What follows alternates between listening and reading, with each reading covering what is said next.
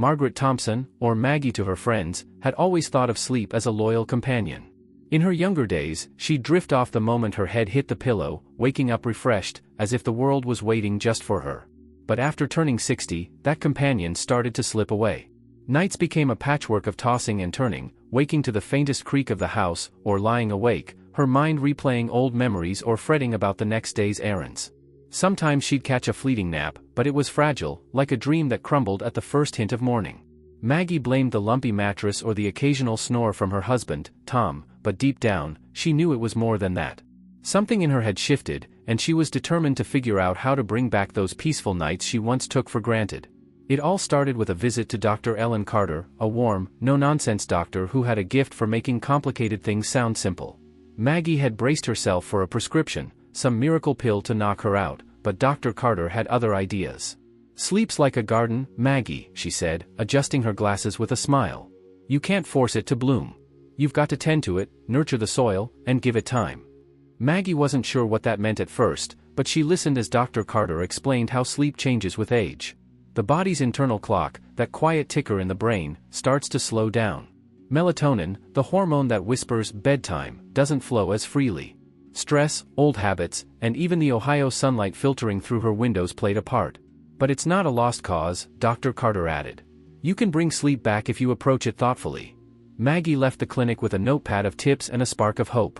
She started with what Dr. Carter called sleep hygiene, a term that sounded clinical but turned out to be straightforward.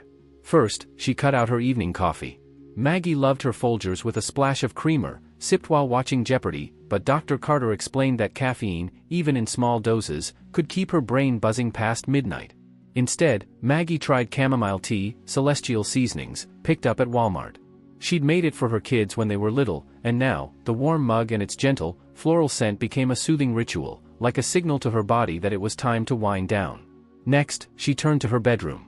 Maggie and Tom had never thought much about their room in their modest ranch-style home in Springfield, Ohio. The faded curtains let in the glow of streetlights, the mattress sagged, and her phone sat on the nightstand, blinking with notifications. Dr. Carter suggested turning the bedroom into a sleep sanctuary. Maggie spent a weekend sprucing things up. She bought blackout curtains from Target, soft and heavy, to block out the early morning sun. She moved her phone to the kitchen, replacing it with a small analog clock that ticked softly. Tom grumbled at first, but he admitted that without the phone's glow, he was dozing off faster. They splurged on new pillows, memory foam, with just the right give, and Maggie noticed her neck didn't ache when she woke up. The biggest surprise was routine. Maggie had always thought retirement meant freedom from schedules.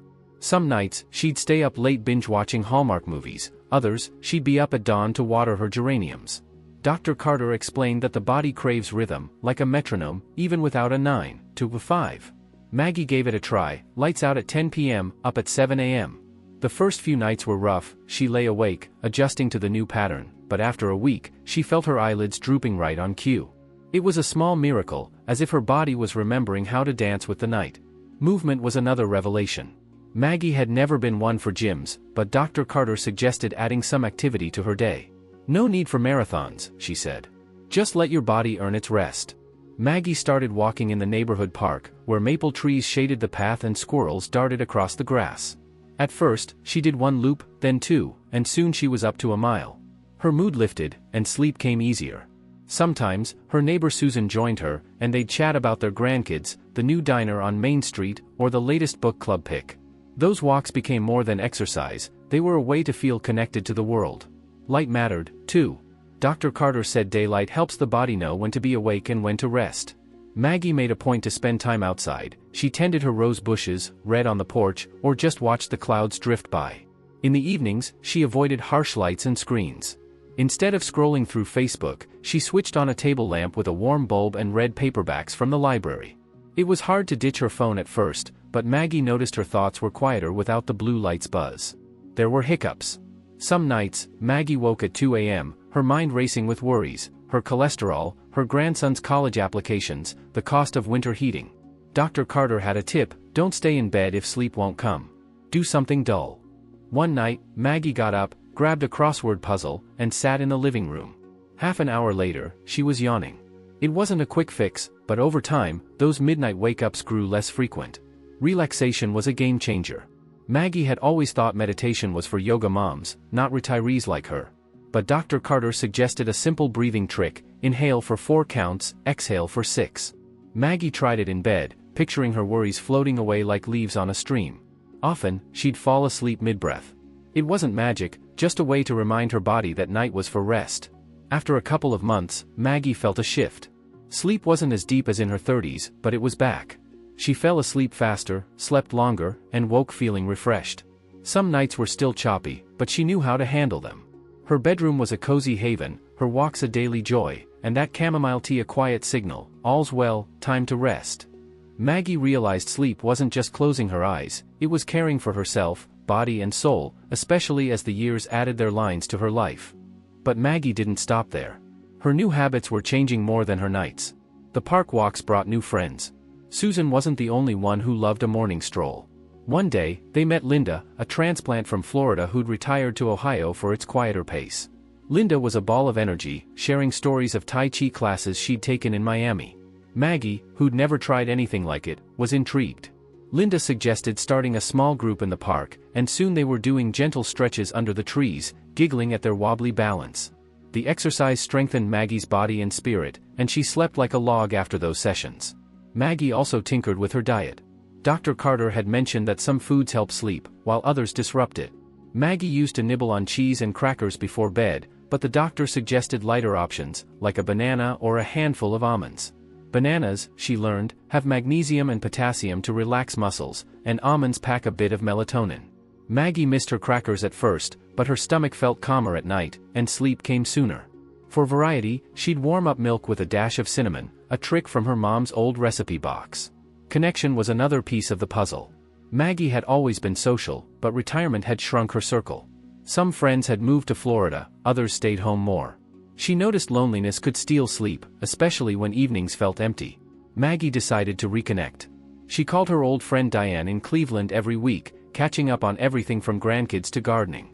She also joined the local senior center, where she played bingo and swapped stories at the knitting club. Those outings filled her days with warmth, and by bedtime, her mind was at ease. For her American peers, Maggie would have added a few local touches. She discovered Sleepytime tea at the grocery store, its blend of chamomile and spearmint just as soothing as her celestial seasonings. Linda introduced her to melatonin gummies, available at CVS, which Maggie used sparingly on tough nights. She also heard about apps like Calm, with guided meditations and nature sounds. Maggie wasn't tech-savvy, but Linda showed her how to play ocean waves on her tablet, and the sound became a bedtime favorite. Maggie even dipped her toe into YouTube, thanks to her grandson, Ethan, who'd shown her how to navigate it. She found channels where seniors shared sleep tips, like Mary from Oregon, who swore by writing down 3 things she was grateful for each night. Maggie tried it, jotting down joys like Ethan's laugh, a sunset over the park, or Susan's homemade cookies. The habit ended her day on a high note, and she often drifted off smiling. There were setbacks. Rainy days cut her walks short, and sometimes she'd stay up late watching reruns of The Golden Girls. But Maggie learned not to beat herself up. Dr. Carter had said perfection wasn't the goal, just keep coming back to the habits. Maggie saw sleep as a dance, not a prize to win. You listen to your body, try, stumble, and try again. By the 3rd month, Maggie was a new woman. She slept 6 or 7 hours most nights, a victory in her book. Her morning coffee tasted better, her days felt brighter. She started sharing her tricks with friends. Susan adopted the chamomile tea, and Linda asked for tips on handling wake-ups. Those chats reminded Maggie she wasn't alone, and that sense of community warmed her as much as her cozy bed. Maggie learned that better sleep wasn't just a checklist. It was a way of saying, you matter, your health matters, your peace matters. She'd learned to listen to her body, giving it sunlight, movement, quiet, and care. And though her sleep wasn't perfect, it was hers, alive and real, like the old maple in the park, still growing new leaves despite its years.